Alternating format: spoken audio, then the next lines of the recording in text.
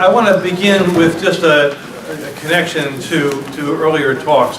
I live 5 houses away from where the boat where Sarnaev, the marathon bomber, was captured.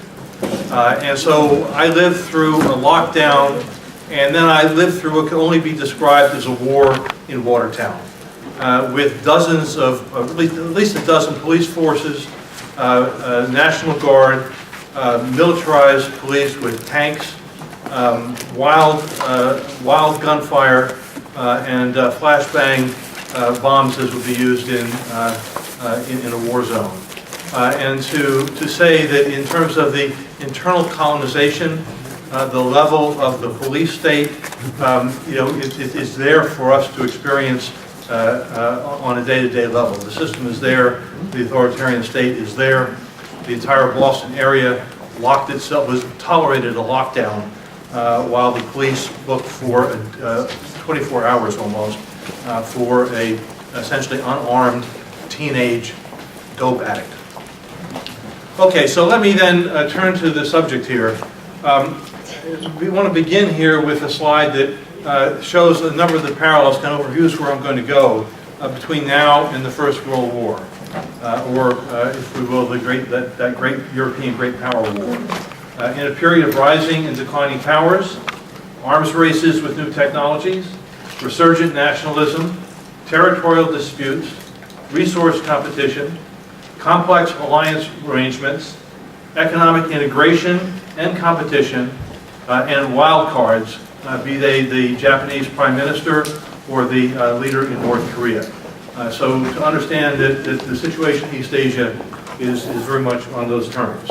As you know, President Obama has just finished a tour, 4-nation tour in East Asia to reinforce the U.S. commitment, to show the U.S. will of the pivot, the military pivot to Asia and the Pacific.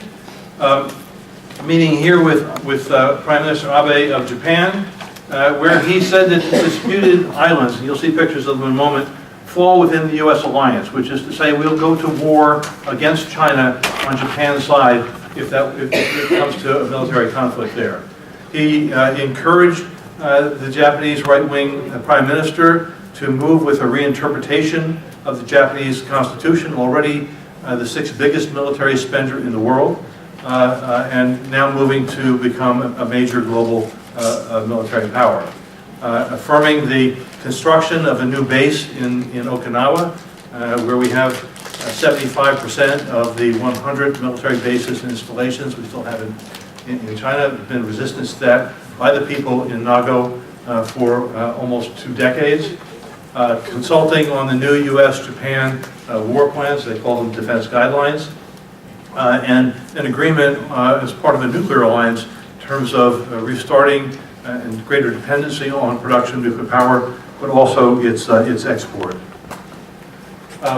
Before that, and people should appreciate that there is deep historical wounds between Japan and Korea, given that the Japanese government has yet to fully accept its responsibility for, in the case of Korea, 35 years of brutal, really brutal colonization. And Abe here for a period of time was thinking of revisiting the apology for the sex slavery. What Obama was doing was bringing the 2 heads of state together. They didn't exactly have deep conversations, icy, but just being there for this picture made it possible for their 2 militaries to deepen their planning and cooperation. To appreciate within the last year, the United States has flown simulated nuclear attacks against North Korea, and in response to the Chinese declaration of a air identification defense zone that overlaps Japan's, the United States sent nuclear-capable B-52 bombers through it without warning, and President Obama just flew through it as a further declaration. Yeah, these are the Senkaku Dayu Islands. You'll hear more about that later. A couple of rocks, a few rocks, uninhabited.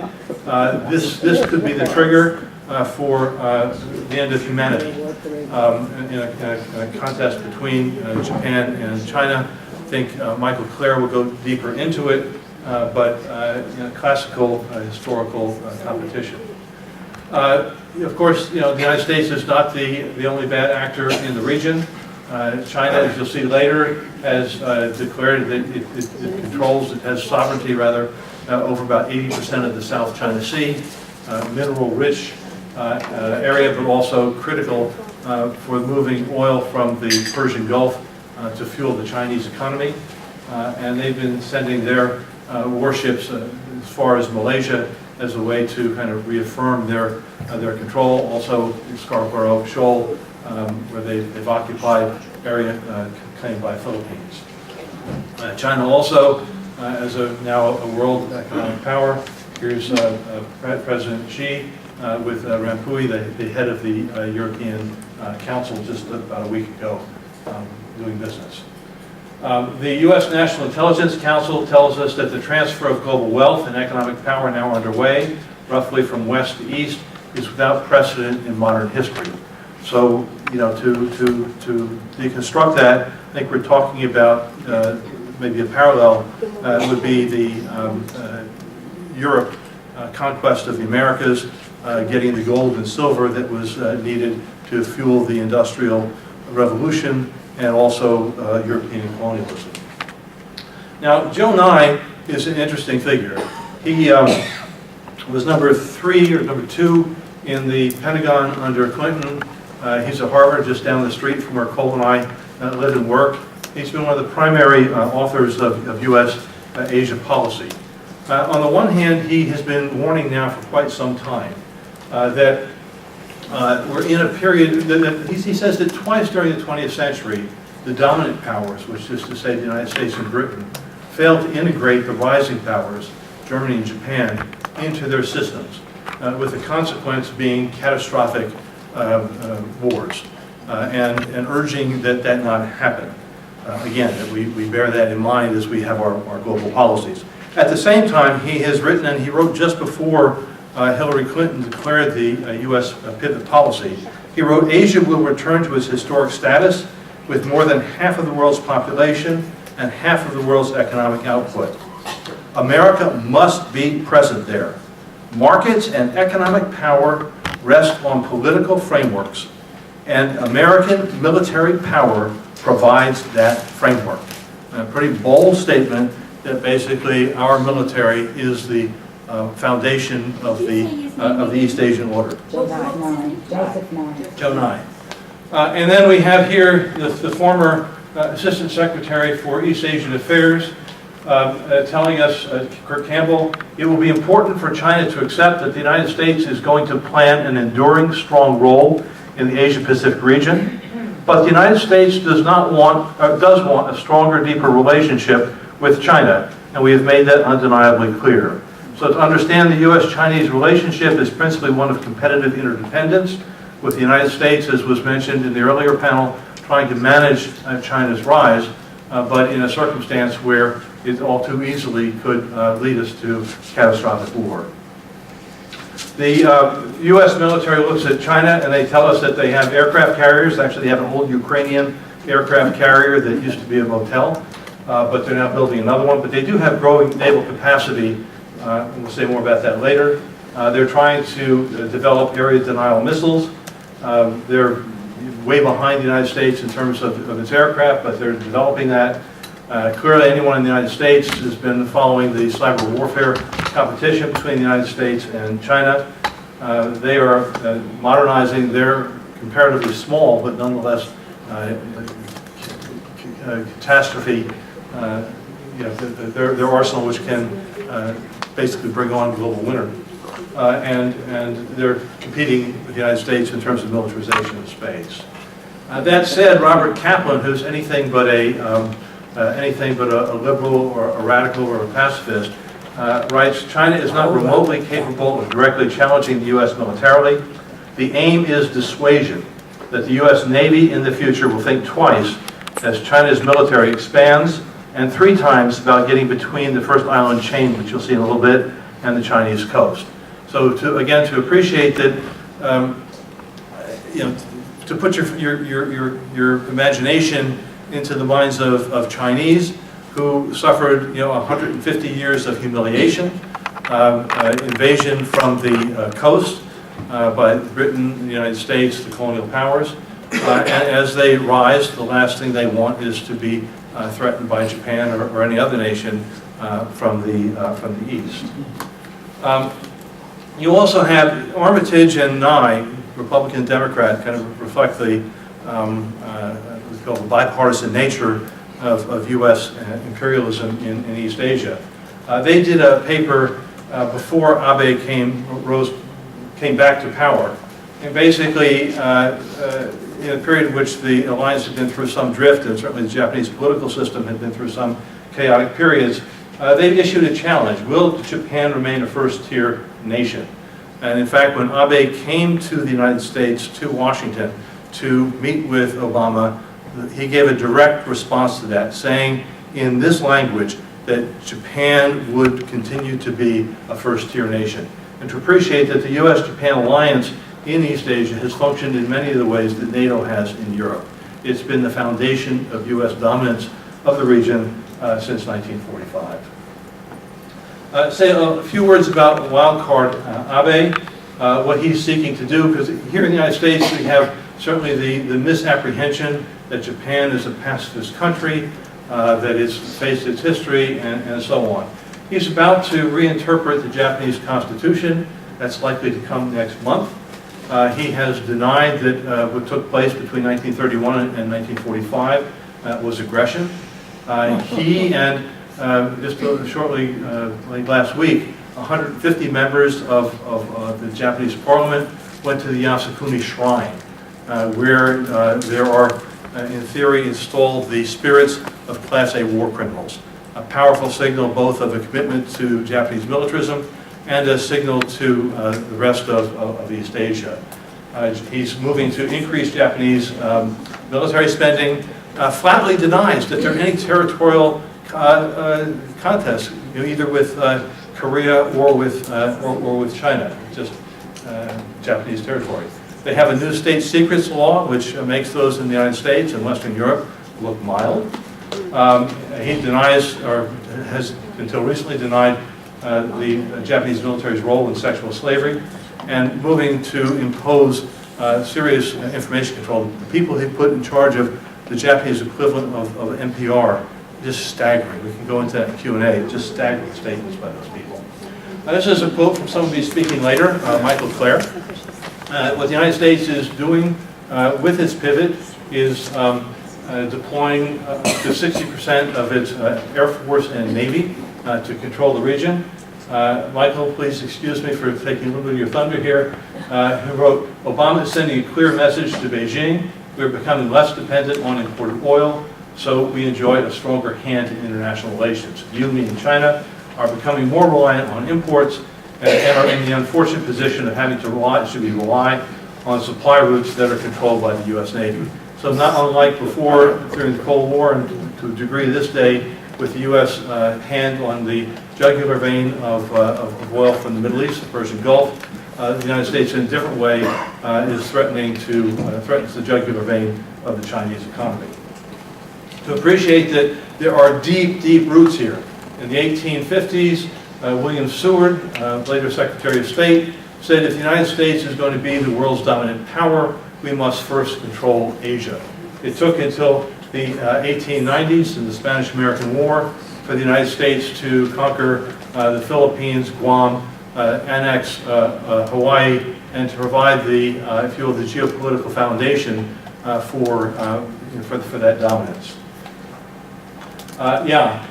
So at the end of the Second World War, war against Japan, the Pacific was now an American lake, during the military occupation, which we don't think very much about in the United States in terms of what it really meant, the United States created the new Japanese government and brought to power people who had considerable responsibility for that 15-year war, including Prime Minister Abe's grandfather, Kishi, who was a Class A war criminal. And it was Kishi who in 1960 hammered through the extension of the alliance that the United States has imposed in secret on Japan as a term and condition for ending the military occupation. Now, In the nuclear disarmament movement and the world at large, I'm afraid, people tend to think that the last time nuclear weapons were used was Nagasaki on August 9, 1945. But the reality is that probably on more than 30, actually more than 30 occasions, during wars and international crises, the United States has, often in secret, prepared and or threatened to initiate nuclear war. And this is simply a list of the threats in East Asia. About 10 times in relationship to North Korea, 4 times in relationship to Vietnam, at least 4 in relationship to China. So, there was the earlier conversation here about, the belief that, one of the things that struck me during the Cold War was the sense it was a U.S.-Soviet competition, and people didn't understand the deeper imperial colonial dimensions of that, and if you will, the historic continuities within that. And we see those continuities here in this chart. January 2001, Hillary Clinton announces the pivot in an article in Foreign Policy, and she began her article, "As the war in Iraq winds down and America begins to withdraw its forces from Afghanistan, the United States stands at a pivot point," hence its name. One of the most important tasks over the next decade will be to lock in a substantially increased investment in diplomatic, economic, strategic, and otherwise in the Asia-Pacific region. So this is the South China Sea. You can see the area that China has claimed within what they call the 9-dotted line. In turn, Hillary Clinton said that this is an area of vital U.S. interest. Basically moving it to the level of, if you will, great power confrontation, and making it exceedingly difficult, if not impossible, for the other 5 nations that claim at least a portion of the sea to negotiate directly with China. Here you see the, if you will, the inter-island chain, and the area also of contest between Japan and China. And again, if you go to China, you will certainly be exposed to a lot of anti-Japanese propaganda, perhaps legitimate on its own terms, but also to reinforce Chinese nationalism in this period of Chinese political evolution. Here's a location of the Senkaku Diaoyu Islands. As you'll see, they're to the west of Okinawa, rather considerably far from the main islands, and we have kind of dueling historical claims with both China and Japan taking out old historical documents to say it's theirs. If you will, the tragedy of the human experience, that we would threaten the possibility of global annihilation over such. So this is the picture of where World War III could begin. This is actually just off the Senkaku Diaoyu Islands. What you see here are Japanese warships, Chinese warships, and Taiwanese fishing boats. The possibility of an incident happening in that environment, you can understand, is pretty considerable. I was at a session at Harvard, now maybe about 3 months ago, where Ezra Vogel, who used to be in charge of intelligence for Asia at the State Department, said, we can, if there is an incident in these waters, we can have no confidence that we could contain escalation. The powers of nationalism in China and Japan are intense, and Japan, the Abe government now with Obama's encouragement, has a sense that the United States will be the wind behind its sails. So it's easy, all too easy, to imagine a collision between those ships, leading to some gunfire, leading to sending drones over the Senkaku Islands, leading Japan to shoot down the drones, and on you go.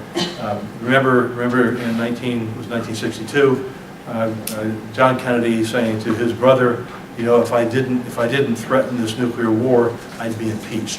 And to appreciate that those kinds of political powers exist in other countries too. Of course, we still have the dangers of war growing out of the tensions between between North and South Korea. Within the last weeks, you've had exchanges of artillery fire, symbolic but potentially quite dangerous. I'm told I've got a minute, so I'm going to go quickly. Simply to say that as part of the pivot, the United States has been reinforcing its alliances and building new military bases, essentially to encircle China, what China experiences as a great wall in reverse. This is Obama speaking at the Australian Parliament, where and during that visit, they solidified the decision to put a new U.S. base with 2,500 U.S. Marines there, basically to reinforce U.S. ability to control the Malacca Strait, about which Michael will say something, I'm sure, and the Indian Ocean.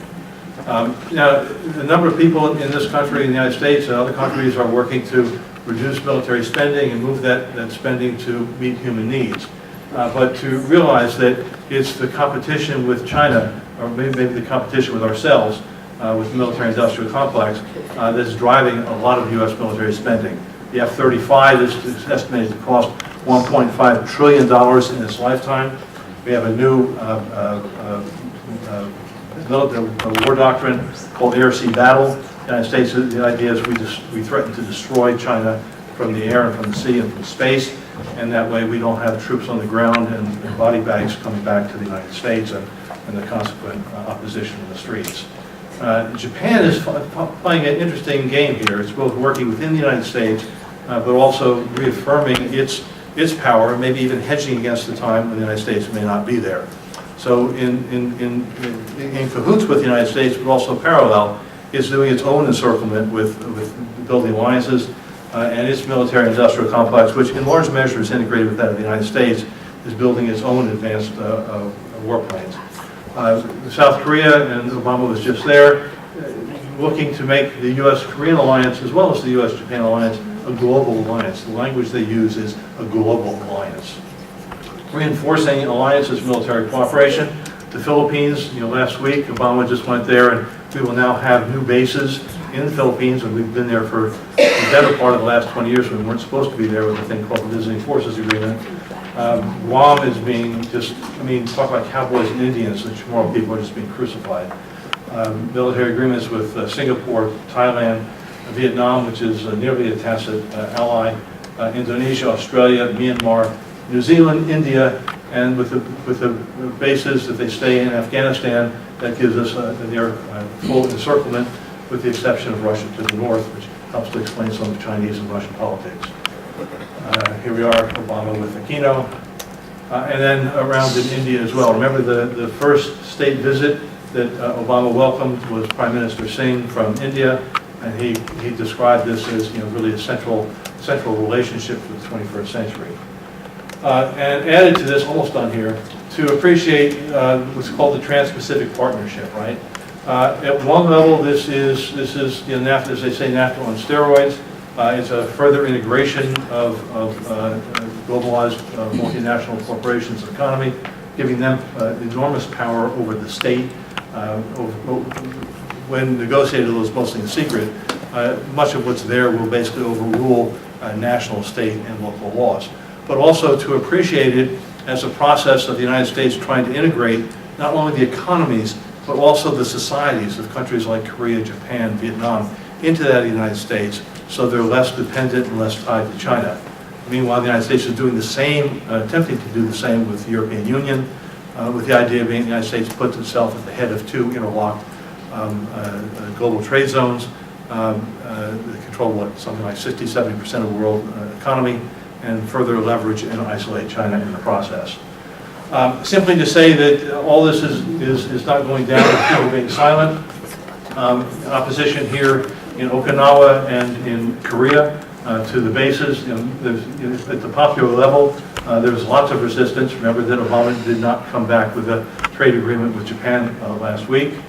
And there are a whole series of alternative ways that we can move. I mean, the war and the conflict are not inevitable.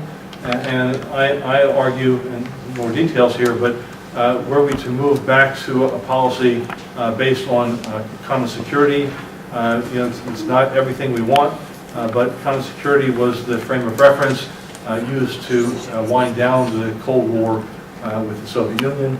And in fact, you had the INF agreement coming in 1987, before the collapse of the Berlin Wall. So if I have two messages to give you in conclusion, the first is going back all the way to the beginning, the situation in East Asia looks more like the situation in Europe in July of 1914 than any of us want to think. And secondly is we have got to become literate in understanding what's happening in East Asia. We've got to be educated, we've got to organize, we have to mobilize. Trying to predict something like a great power war, when it will happen, where it will happen, and so on, is a very difficult enterprise. It's the forces that have to come together to cause a war of this sort are so complex that it's hard to envision when it will happen, when it can happen. It's often described as an accident when it happens, but the roots of the accident actually lie in the system. And so I will talk about this more later on. The second is more specific to South Asia, and it has to do with also the role of the international of other countries there. And I'm sort of following off on Joseph's presentation, which is to say that like East Asia, South Asia is also the location for all kinds of international games. And in particular, the United States plays a very important role there too. The third point is that domestic politics matters. Joseph talked about President Abe in Japan. In India, there are elections going on, and the person who is widely regarded as having the best shot at becoming the Prime Minister is somebody called Narendra Modi. He came to fame by being the Chief Minister of a western state called Gujarat. And in 2002, under his watch, there was something like a pogrom, where about 1,000, 2,000, the numbers are not very clear, Muslims were killed. So that's his claim to fame. The reason he's going to come to power, or he's likely to come to power, or has a shot at that, does not necessarily have to do with the fact that all these Muslims died under this thing.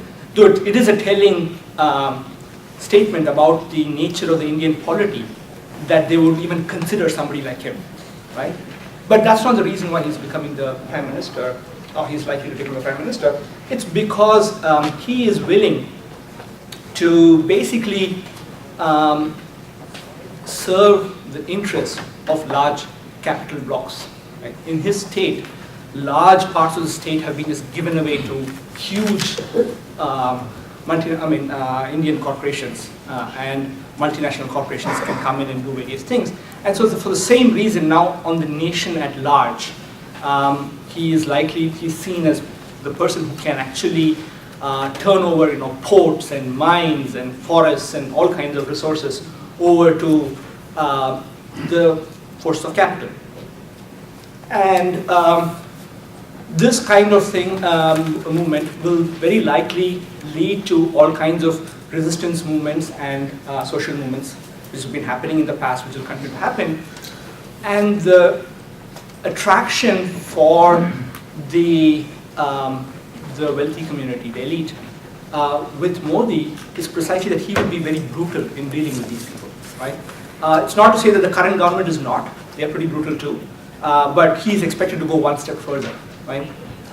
And sort of discipline the masses, as it were, right? And you can also ask what kind of, so Modi is coming to power in part because of the moneyed elite wanting somebody like him, but he has to be elected by the Indian polity at large. And why is that happening? In some sense, he's coming to power as a result of a Hindu right-wing movement that has gained in strength in the last couple of decades, roughly the same period when India sort of liberalized its economy, right? And with liberalization and globalization and so on, it sort of set in place a large number of forces which have sort of created anxieties and insecurities among large numbers of people, which turn them, in many cases, to right-wing movements. And we've seen this around the world. So what I'm saying is not very peculiar to South Asia. It's happening elsewhere too. But I'm just giving you this as illustrations. And so in some sense, the same kind of larger global movements of capital, movements of power, circuits of power, are sort of driving domestic political changes. So the two of them are very, very interrelated.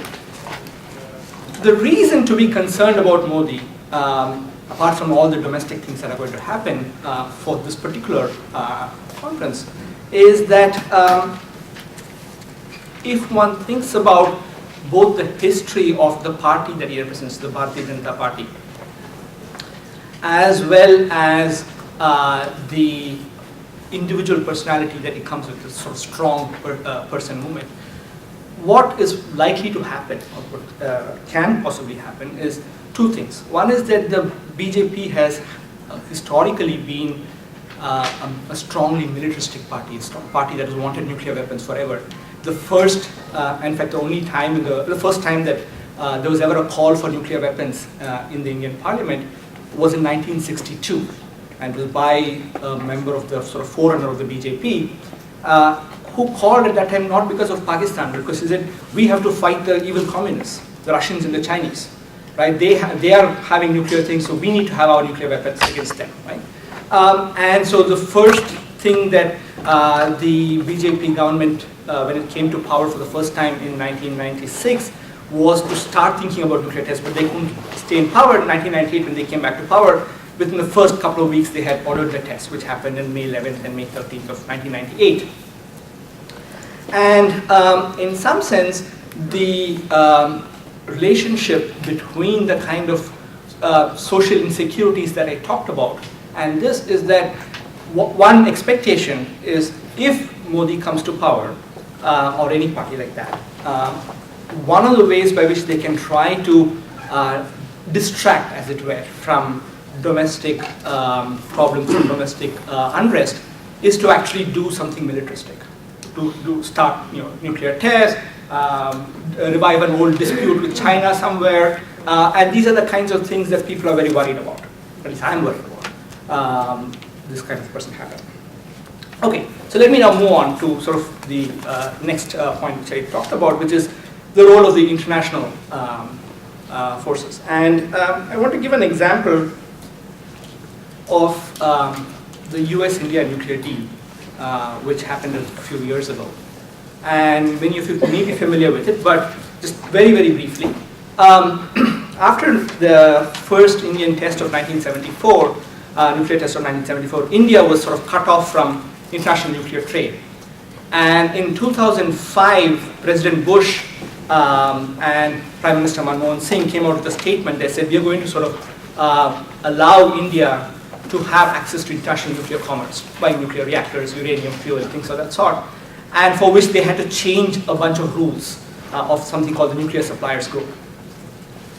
And it went through by 2008, and there's lots of histories that can be said about that. But what I wanted to sort of talk about is why did that happen, right? So in a sense, this is a very strange thing. Both the United States and India were executing sort of volte-face changes in their policy very dramatically. So in the Indian case, it was the fact that they were going to open up some of their nuclear facilities to IAEA, International Atomic Energy Agency safeguards, which is sort of relatively minor change. For the United States, on the other hand, the US had actually led the effort to try and take India out of the international nuclear commerce circuit. Why were they sort of accommodating it? And so there's sort of two kinds of reasons, and both of them having to do with this issue. The first is that there was enormous amount of pressure from the business community, right? And when the deal was being discussed in the Senate and so on, all kinds of huge numbers were being thrown about how it's going to lead to $150 billion of commerce and this and that. And so there were huge lobbying efforts in Washington. But a more fundamental reason, in a sense, was this was happening under the watch of the Bush administration, right? The Indians had been interested in this kind of thing for a very, very long time, but they were not getting anywhere with, for example, the Clinton administration. what happened with the Bush administration coming to power was that they saw the world in a very different way in terms of sort of balance of power politics.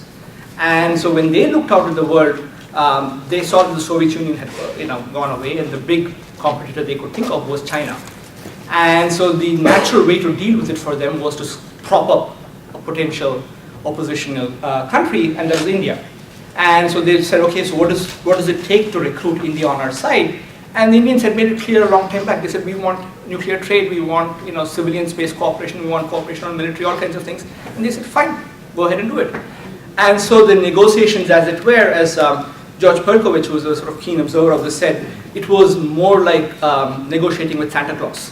Right? They obey everything, whatever they wanted, right? And the resultant of it, in a sense, is not just limited to the fact that now a whole bunch of locations in India are sort of fighting potential nuclear power plants being built and so on and so forth, but also that this has kind of led to another round of arms race between India and Pakistan, right? I'm not going to go through all the numbers of how many kilograms of plutonium they produce and so on and so forth, how many missiles they have.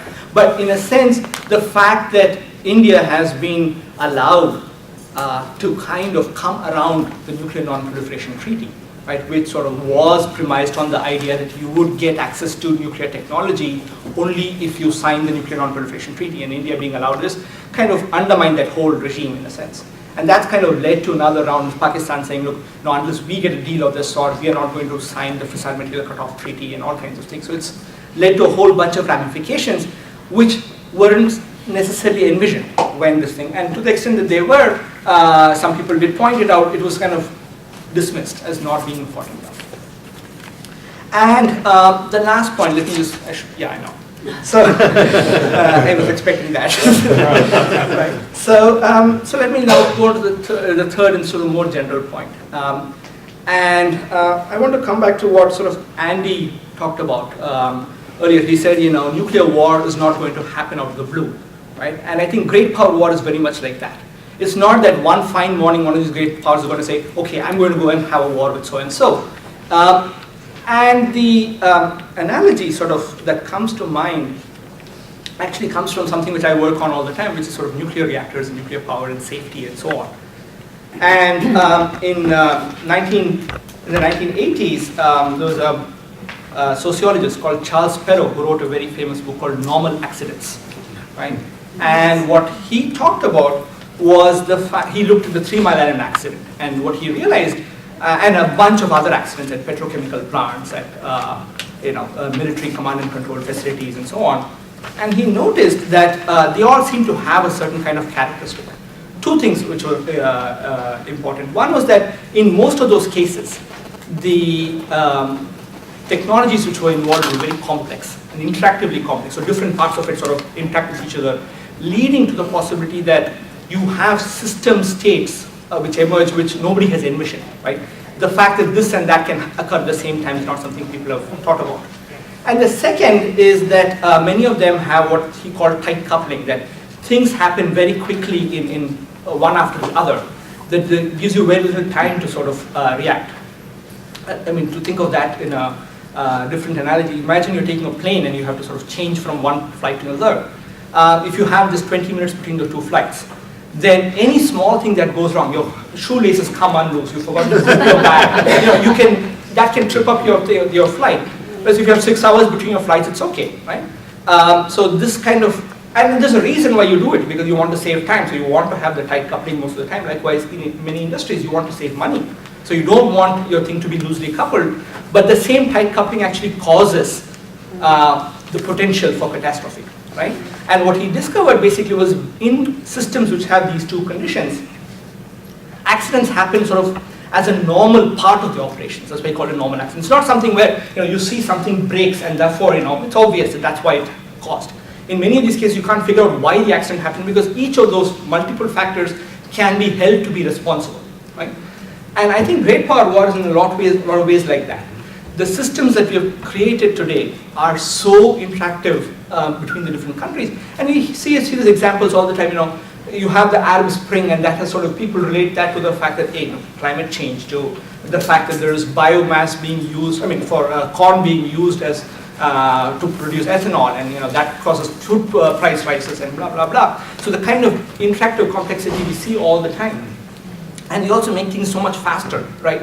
Every sort of effect makes it worse. And to add to all this, what's going on is a sort of ongoing process of armament, right? And that's in a sense like adding more and more energy to the system, that when it explodes, there's going to be that much worse. The consequences are going to be that much worse. And I think that's the kind of system that we are in at this point. And so in a sense, when somebody asks you, how is great powers war going to happen? I always find it very difficult to answer, because I say, look, there are just so many possibilities that it's not possible to list all of them and say, here's the probability of something happening, right? And sometimes, the most obvious places are not where things are going to start, right? It might start there, but it's also something that cannot necessarily be predicted in advance. Okay, so I'm going to end with three sort of morals, as it were. And I think all of them are related to the points that I made earlier, but I'm not going to make those connections now. I don't have more than 1 minute to say these things, so let me be brief. The first, I think, is that you have to, we always talk about, think globally and act locally. But I think that in this particular case, you have to realize that you have to both think and act both locally and globally, right? If you're going to think about Narendra Modi and what is going to happen in India, you have to think locally as well and globally at the same time.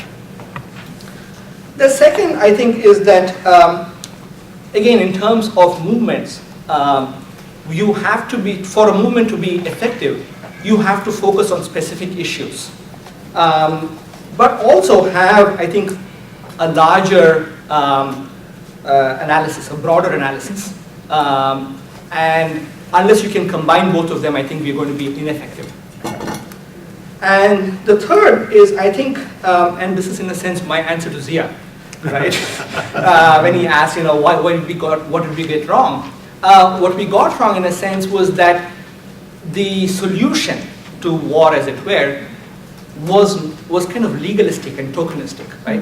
What we want is a systemic answer. And I don't think that the 1928 movement was a systemic answer. And I think the same thing holds true. Today, for example, if I could wave a magic wand and get rid of all nuclear weapons, right? We get a treaty which says, nuclear weapons convention, everybody comes and signs on it, stuff like that. Do I really think that the possibilities of sort of nuclear war and global war and so on are really gone? I think the systemic conditions just do not allow for that kind of, it's not going to happen. It's not that I think people are going to come and sign the moment you put the paper out for signature. But at the same time, even if you could sort of do it, it would be because they have found ways of getting around that, right? So in the US case, if you see the debate, for example, a lot of the time the argument that is made is, the United States should get rid of nuclear weapons because we have much more powerful weapons which can do the same kind of job. And that's exactly the kind of situation which I'm very worried about. And I'll stop on that. No. In 1948 and 49, the US administration, that is the Truman administration, had great clarity about the problems in the Middle East and specifically on the Israeli-Palestinian conflict, what would be necessary to resolve it and why it would not be resolved. In 1949, the Department of Defense took the position that something quite fantastic had occurred in the Middle East. That is to say, this new state called Israel was now the second most powerful military state in the region after Turkey. And by virtue of our support, we could take advantage of the relationship that was being built up to use it for the protection of our interests in the region. That's the Defense Department in 1949, and I suggest that therein lies an explanation that has not lost value as to why, although the U.S. administration understood very, very well what the fundamental problems were, of the kind that Kerry seemed to always elide because they were embarrassing, it was the Defense Department that provided the explanation for U.S. policy. I'll come back in a moment to where that leads. Other than let me just quickly say also the comment that Joe Gerson made referring to Hillary Clinton and turning from Iraq to Afghanistan.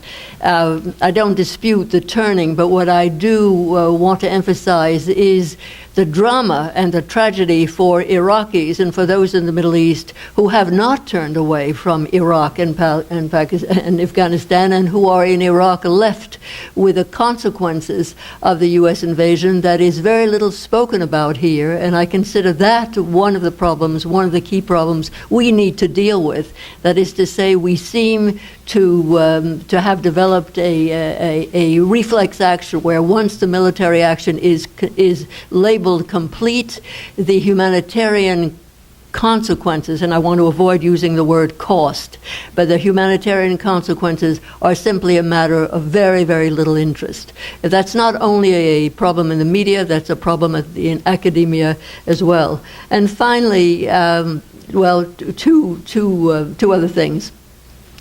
Zia Mian referred to jihadists. I think that the Middle East stands out as a place where many people, in fact, if asked, ordinary person on the street, what is the danger that the Middle East represent, will jump to the word jihadist. They seem to produce them. You know, other people produce pickles, oranges, tulips. The Middle East produces jihadists. There's something, you know, in the genetic foundation of those types that we need to address. Finally, I suppose I'm moved by something that my previous speaker talked about, connecting the local, the national, and international. Again, we're in a Middle East context. There is a remarkable poet, translator, author teaching in the CUNY system named Amiel Alcalay. In some work that he's done on Israel and the Sephardic world, the world of Jewry from North Africa and Spain, he's referring to the Americans and the American diaspora. He's pointed out that one of the great dangers is that Americans who think about Israel as disconnected from the world of North Africa and the Middle East. And what would happen if, in fact, when people use the word Israel, they also tried to link up developments within Israel with what was happening in Algeria, in Tunisia, in Morocco, but also in Lebanon, also in Iraq, also in Syria. In other words, reconnect, not only in terms of military actions, but on human level and on social level. So let me now spring into my subject.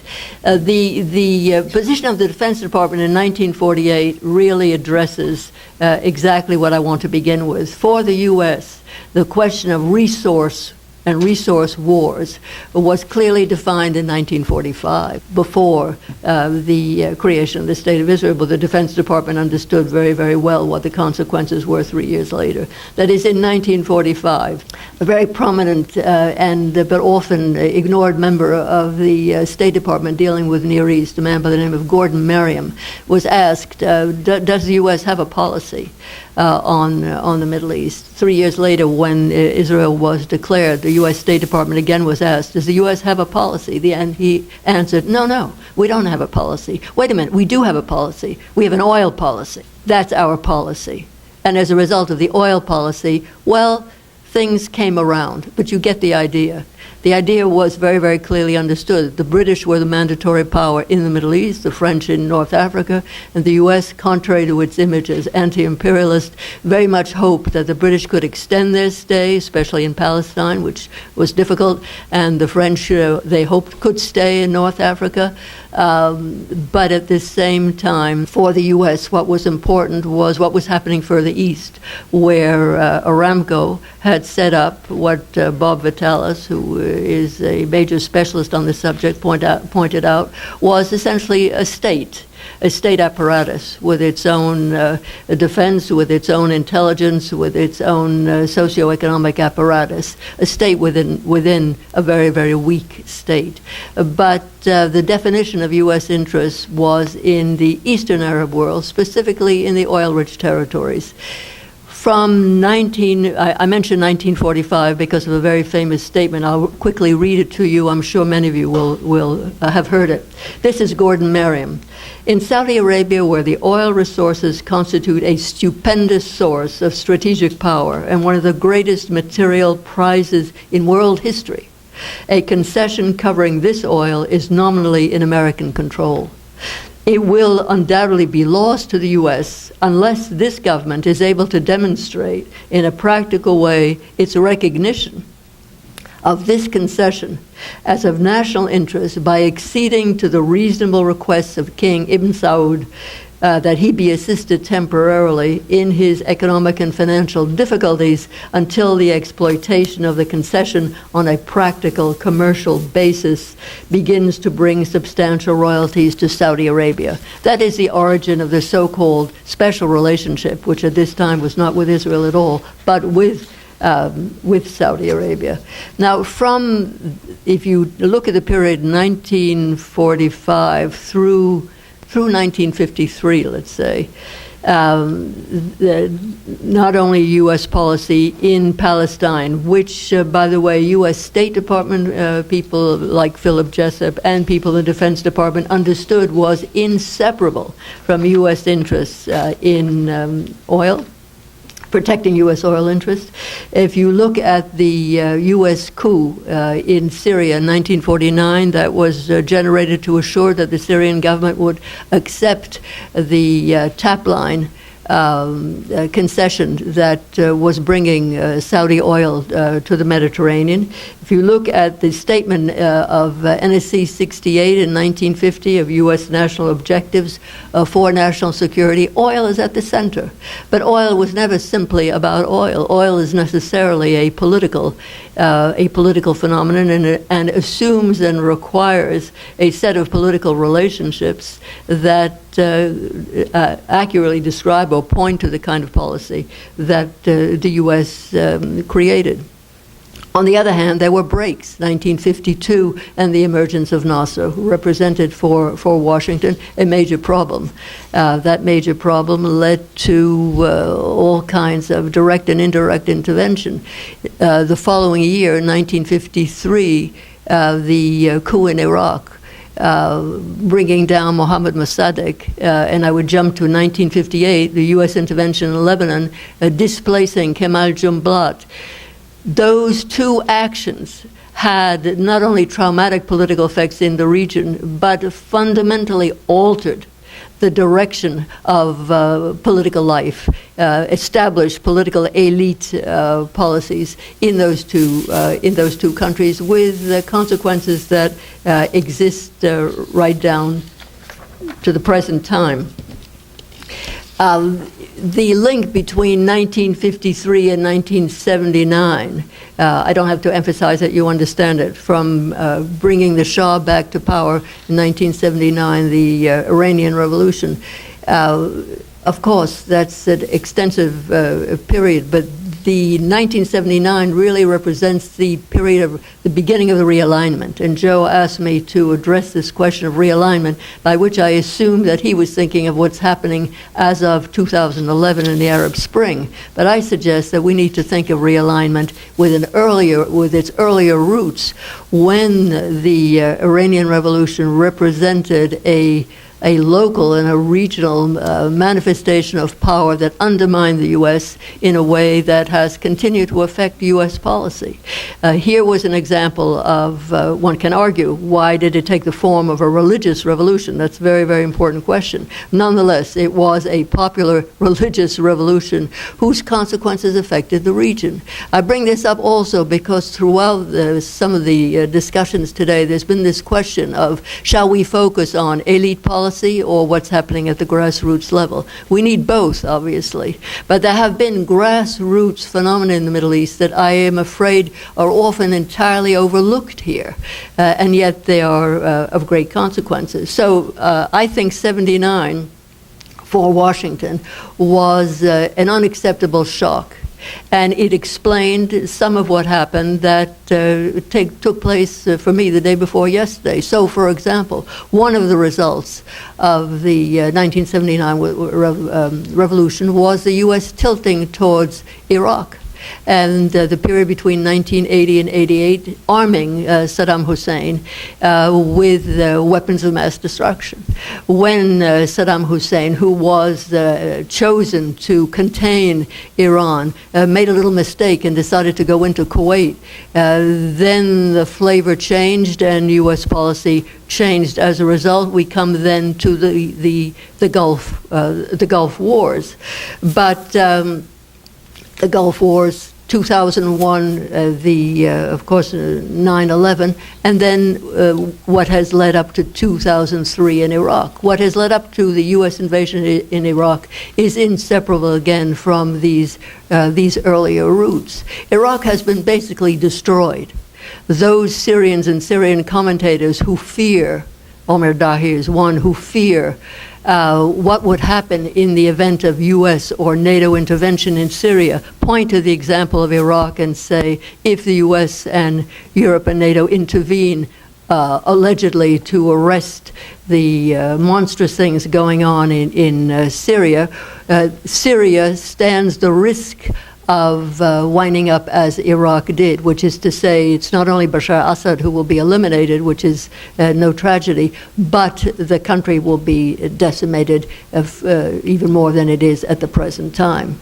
But as I had said earlier, speaking about the remark of Hillary Clinton, how can we explain that, or how can we undo our own indifference to the consequences of wars, of invasions, of displacements of refugees, of catastrophic transformations that for the populations of the regions cannot simply be overlooked as some geopolitical action whose life is now complete because the chapter has turned to the east. The pivot may well be in U.S. policy turning east, but the past policies remain very, very much alive. So I suggest that this is a problem that we need to deal with. On a more cheerful note, although I don't know if it's politicized population, that is highly conscious of class and elite power in the Mubarak period and its origins locally and globally. Unlike Syria, by the way, where the beginning of the revolution that turned disastrous came from the countryside, and some people argue, as a matter of fact, that it was a direct result, indirect long-term result of global warming that destroyed the agricultural terrain of the rural areas, leading to gradual migration of Syrian peasants and farmers to the cities that were unprepared to receive them, amplifying the slums and leading to, again, a politicization for which there was, in that case, no precedent. All right, these are some of the small events that, or they seem small to us and very, very distant. We speak much more often about the Israeli-Palestinian situation, but there too we have been until, in the case of Syria and Egypt, it's very difficult to say that there's a taboo on these subjects.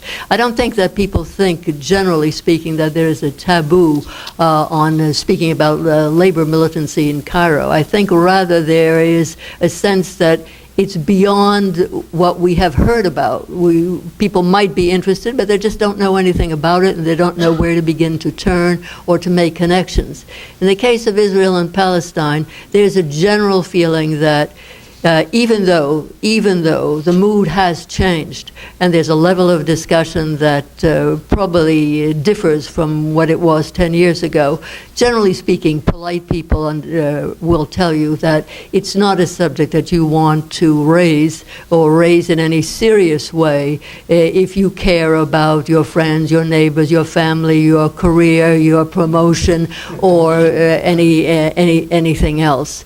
And yet, the great difference, the great gap between what is said on that subject and what you can hear in Israel, let alone in Palestine or in Beirut or and perhaps what was left of Damascus, is quite shocking. In Israel itself, as many of you know, the kind of discussion that appears in Haaretz and mainstream journals makes a mockery of what appears in the New York Times or on most radio. That is to say, makes a mockery of the lack of analysis and a lack of understanding here, lack of straight talk.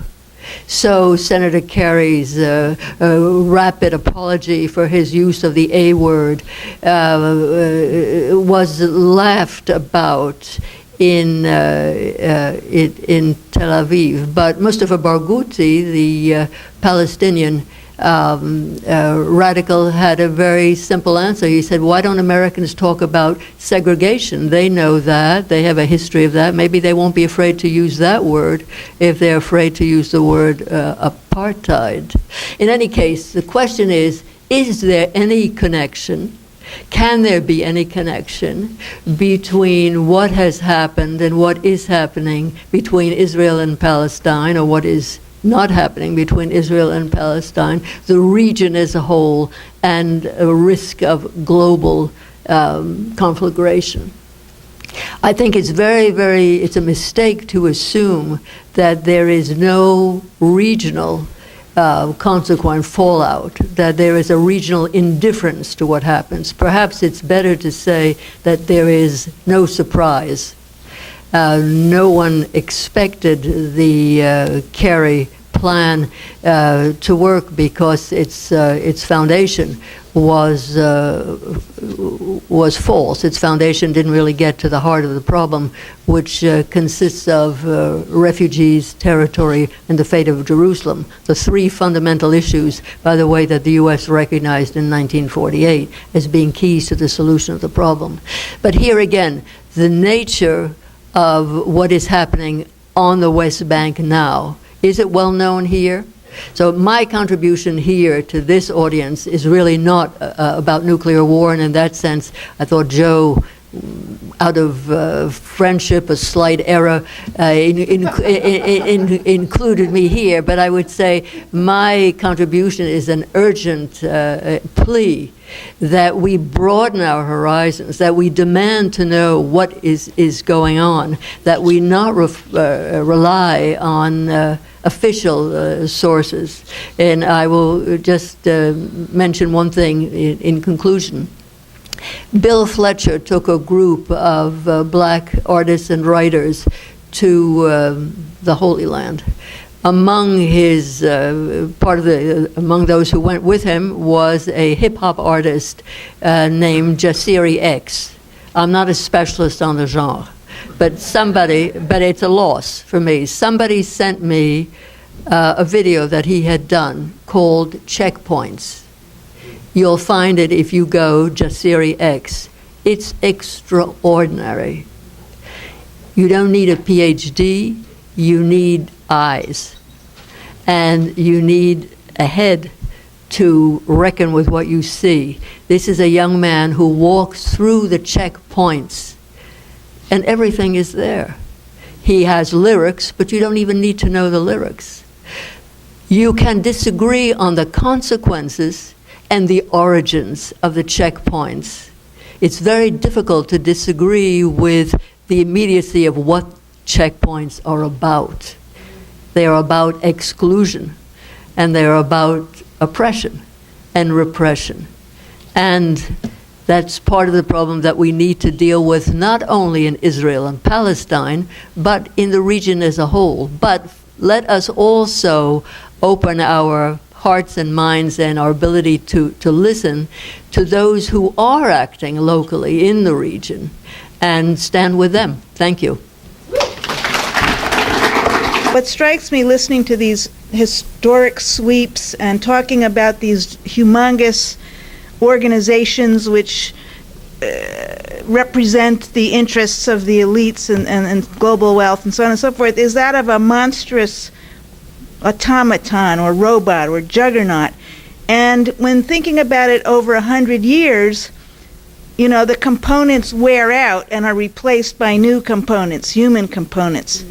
And I think we have a tendency to focus on individuals and personalities. And I don't know that that serves us very well in terms of our efficacy as a movement. So I just wonder if you think that's a good analogy to this, all of the panelists, and how we might, you know, think about throwing sand in the gears of the machine, as Mario Savio said. Does the China government see your same scenario that the United States is trying to surround them? And why do they keep buying U.S. bonds and so forth? This is the first time that the United States is concerned about a country that is just that supports our debt, right? Aaron Tovish with Mayors for Peace, which is a network of 6,000 cities in 150 countries working for the abolition of nuclear weapons. The issue that I'd like to raise is that I'm glad we have a panel on regional work. The world is wired up and taunt, the way you were describing, as a system, in the extent that we live in an environment which is fragile.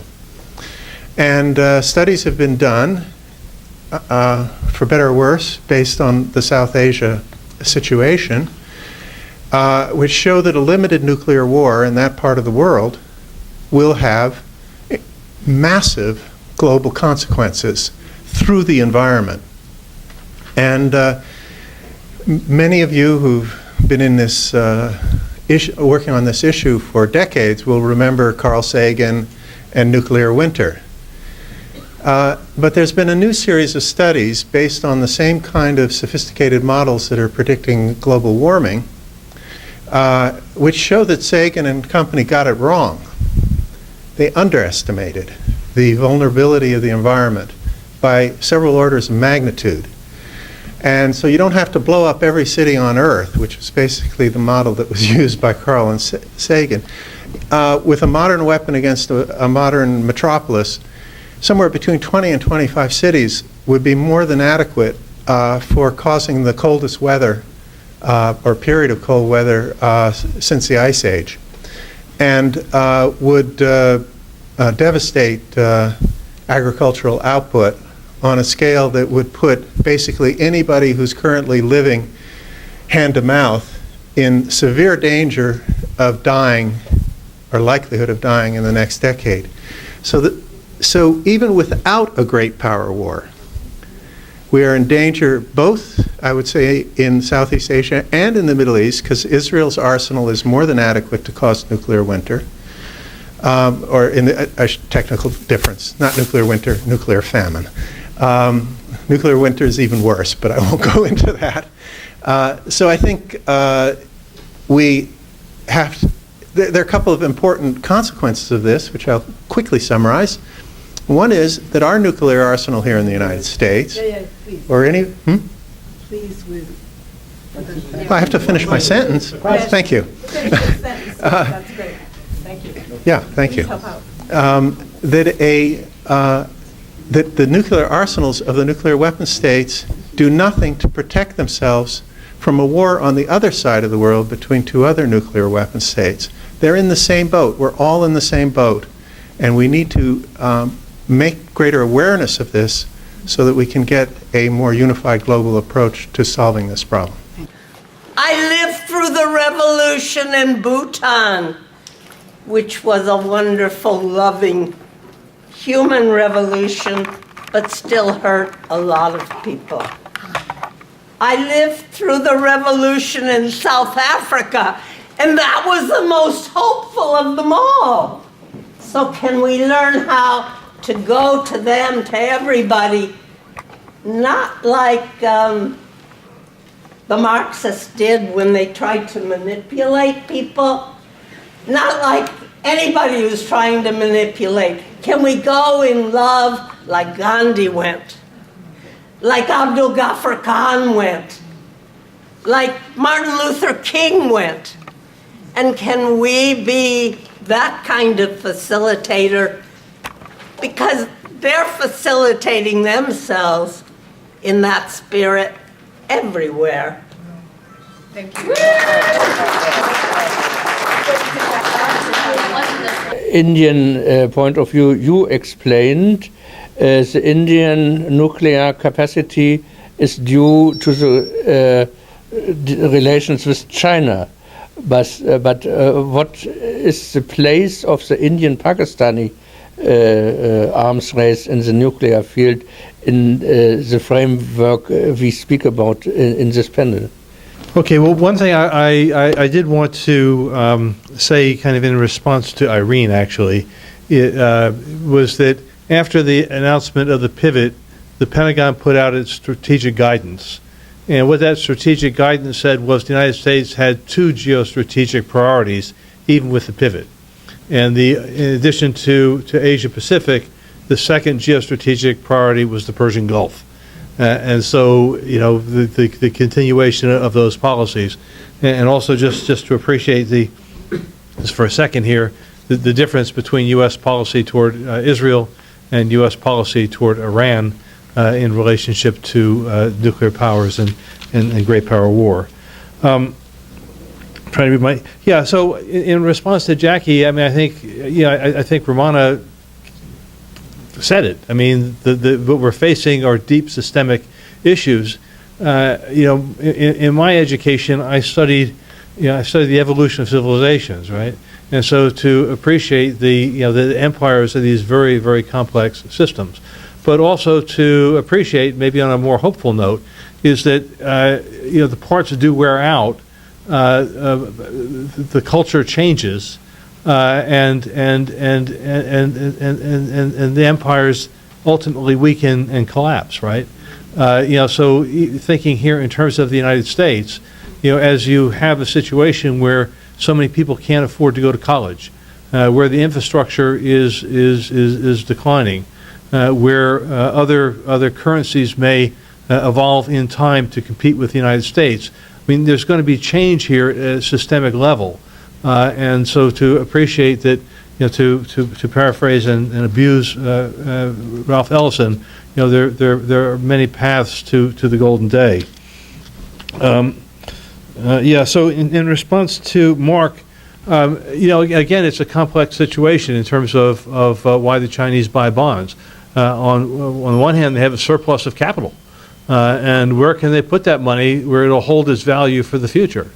The other is, if you look at, and I don't know that this is necessarily their strategy, but if you look at the history of European colonialism, certainly in the 19th century, what you find was indebtedness of Egypt, any number of countries in Latin America, to the European and American banks. That was a strong measure of control.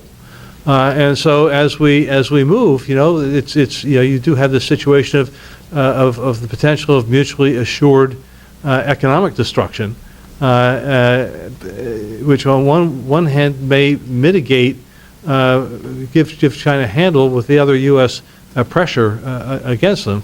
At the same time, the lesson from World War I, the economic integration was so deep, many people, the majority of people, thought war between Germany and Britain was unthinkable, and yet, lo and behold, other forces overtook that. In response to Aaron, just to say, at some levels, I think we have to reconceive what we think of as great powers. Certainly, any nation that has the power to inflict mass destruction on any other nation is, in its own way, or the world, a great power. So even at this point, to think as much as they don't have light in North Korea, or just beginning to get light in North Korea, in some ways North Korea has become a great power. We may not be happy about it, but there it is. Voiceover, I'm happy to, if someone has a technological ability, I'm happy to make something more professional. But Joe Friendly, bless you, has made a video here, and we had one from a conference we did in Cambridge 2 weeks ago. And I think, just the last thing in response to Carol, if you think about the Gandhian Revolution, if you think about the Salt March, if you think about the Civil Rights Movement here in the United States, The reality is that people put their lives on the line. It was not just going to a conference. It wasn't just going to lobby. People made a full commitment of their life for something they thought was fundamentally important. Now, movements have to create an environment in which people think that it's meaningful to do that. They're not going to have a meaningless sacrifice, spend meaningless time in jail. But in reality, I think given the nature of the systems, my grandson, my 6-year-old grandson lives with me. I'm helping to raise him. When I think about what kind of, how his options are being limited, and what's needed, I think we have to think about the kinds of, if you will, full body immersion in the struggle for justice and peace, and clearly, I think history also demonstrates that, the means determine the end, and that nonviolence creates the world that we want. Otherwise, we find kind of replicating systems, because culture has to change too. You have to change any kind of revolution. Meaningful revolution means cultural and social change as well as political and economic.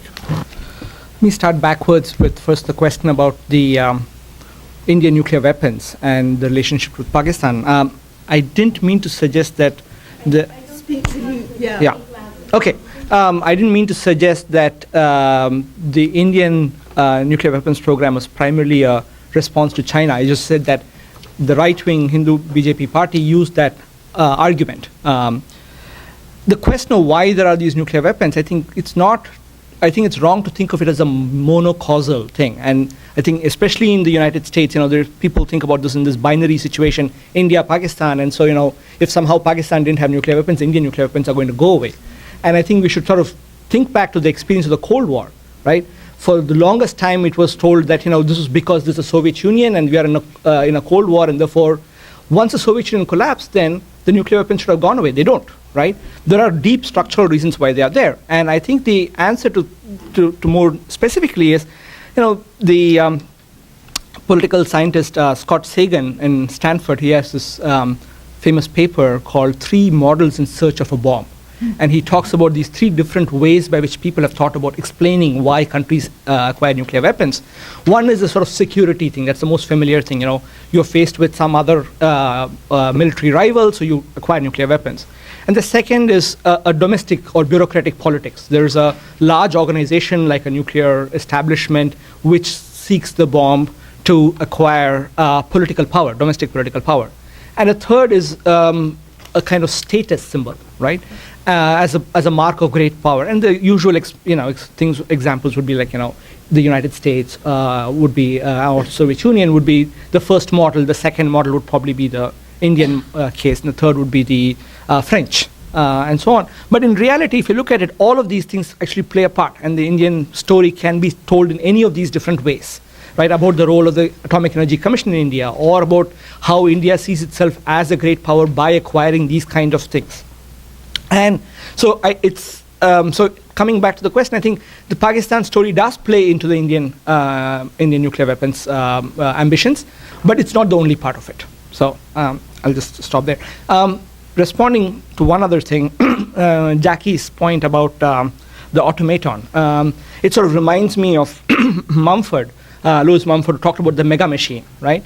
But to some extent, this metaphor doesn't capture things for me. And the reason is that we live in a capitalist system, right? And for this capitalist system, it has to constantly expand, right? If it, roughly some, take 3% rate of growth, something like that, right? Anything smaller than that, people get very uncomfortable, right? Wall Street Journal starts complaining and so on and so forth. There are exceptions like China, which go much higher for a period of time. But generally, there's this kind of rate of growth, and that has to be maintained forever and ever. Now, if you go back to 1914 or 1950 or whatever, the global, gross domestic, the world domestic product or whatever you want to call it, was much, much smaller than what we have today, right? Today you have, tens of trillions of dollars all going in search of that 3% rate of growth, right? That's why the Chinese buy the US bonds and the US goes to something else. And it's very clear, it should be very clear to most people, that on a finite planet, you can't do this forever, right? And we are clearly sort of past the edges at this point.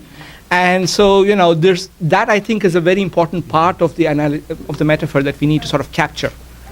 Thank you. So several things. First, with respect to the Gulf, and what I didn't have a chance to mention, it is very useful to recall the regional alignments within the Middle East, where you have, let's say, Saudi Arabia and Qatar, that play a role in not only in Egypt in sustaining the Sisi government at the present time, but also are involved in Syria. And we're also involved in containing and crushing the revolutions that began in Bahrain and long-time efforts in Yemen. So it's false to say that the U.S. dangles absolutely everything that's going on in the region. I don't want to be heard saying anything of the kind. Why U.S. is allied with those who play such a significant role is something else. It is something that we ought to demand to know more about. And part of my answer to you is to be able to be in solidarity, you have to know what's happening with those you want to be in solidarity with. When the Tahrir Square uprisings began, there were students in Wisconsin who said, we're standing with the students in Tahrir and vice versa. So people have heard each other. Part of the problem is that, my feeling is, there's a lot going on across the U.S., but because there's no there are no mass movements, and because the media tends to blot them out, this has a profoundly discouraging effect. How we can change that, I don't know, but it's within the realm of the possible. It's still within our control to do that. But if you don't know that something is happening, well, then you are free to say nothing is happening, which is false. I live in Boston. There's a tremendous amount going on. There are lots of activities going on at the grassroots level, but the voice doesn't carry far enough. So how to do that, I don't know. I would also finally say that the Piketty phenomenon, right, which suddenly seems to have disappeared, but for a half hour, as it were, everybody was saying, look, this is remarkable. You know what this man is saying? He's saying what was just said here. He's saying it can't go on this way. And people seem to say, yes, he's right, it can't go on this way. Suddenly the voice died. It's not a conspiracy, but it didn't die. Yes. Thank you. Oops. Technology here. Speak up. Yes, thank you, everyone, panelists and those who provided questions and for listening. We have gone a bit over, and so we have a lunch break now, but shortened. We'll still plan to be back here at 1:45. So I believe lunch is outside. Any announcements about that? No. Good. Okay, thank you.